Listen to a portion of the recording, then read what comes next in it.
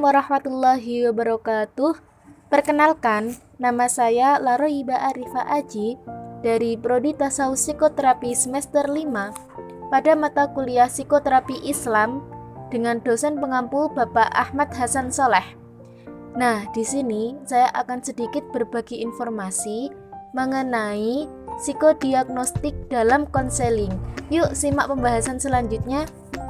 Definisi psikodiagnostik.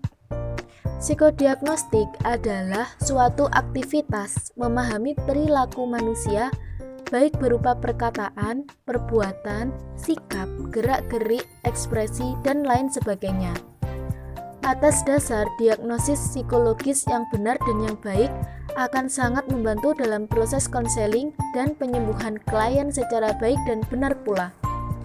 Adapun di sini Al-Quran sebagai sumber dan pedoman psikodiagnostik dalam Islam yang berfungsi sebagai Al-Furqan, yaitu pembeda antara yang hak dan yang batil. Al-Quran membimbing kepada kita supaya memahami kepribadian individu yang sehat atau sakit secara psikologis melalui apa-apa yang tampak pada permukaan aktivitasnya, baik berupa perkataan, perbuatan, sikap, gerak-gerik, suara, aroma, wajah, pandangan mata, dan lain sebagainya. Metode psikodiagnostik. Ada beberapa metode yang terdapat pada psikodiagnostik, yaitu antara lain metode ilmiah. Di dalam metode ilmiah, terdapat 5 macam metode yang dipakai pada pengumpulan data dalam lapangan. Antara lain, observasi, pengumpulan bahan atau pengumpulan data, biografi, angket, dan wawancara. Kemudian yang kedua yaitu metode kenabian. Metode kenabian atau metode profetik yaitu metode yang terdiri dari potensi rububiyah dan uluhiyah yang terpaut sangat erat dengan khususnya malaikat Jibril alaihi salam yang memiliki spesifikasi tugas menurunkan wahyu, ilham, hidayah, dan isyarat. Yang ketiga yaitu metode normatif, Al-Quran dan As-Sunnah. Metode normatif adalah sesuatu cara memahami manusia dengan segala problematikanya melalui kajian terhadap Al-Quran dan As-Sunnah, sebagaimana keduanya merupakan sumber psikologi Islam khususnya dalam aplikasi proses konseling, diagnosis, dan psikoterapi Islam. Fungsi psikodiagnostik itu sendiri adalah memberikan pengetahuan dan pemahaman tentang manusia secara lengkap, yaitu pada aspek ruhaniyah atau batiniyah, pada aspek jasmaniyah atau lahiriah. Sedangkan tujuan psikodiagnostik adalah memberikan bantuan kepada individu yang mengalami kesulitan dalam persoalan dan juga memberikan bantuan penyembuhan terhadap kegangguan kejiwaan.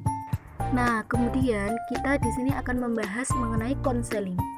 Apa sih pengertian dari konseling? Konseling merupakan proses pemberian bantuan yang dilakukan oleh seorang ahli, disebut dengan konselor atau pembimbing, kepada individu yang mengalami suatu masalah yang bermuara pada teratasinya masalah yang dihadapi klien. Kemudian, apa sih tujuan dari konseling itu? Tujuan dari konseling yaitu membantu untuk mencapai tugas-tugas perkembangan secara optimal sebagai makhluk Tuhan, sosial, dan pribadi. Dengan begitu, manusia akan bisa meraih kebahagiaan sebagai individu maupun makhluk sosial. Adapun tujuan dari konseling adalah memberikan fasilitas dan menimbulkan pertumbuhan kepribadian, menolong pribadi untuk mengubah pola kehidupan yang menyebabkan mereka tidak bahagia, dan menyediakan suasana persaudaraan dan kebijaksanaan bagi pribadi yang sedang menghadapi permasalahan, membantu klien untuk merasa lebih baik atau nyaman.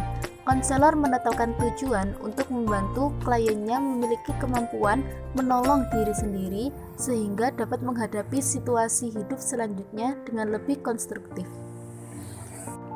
Alhamdulillahirabbil alamin. Itulah tadi uraian singkat mengenai psikodiagnostik dalam konseling.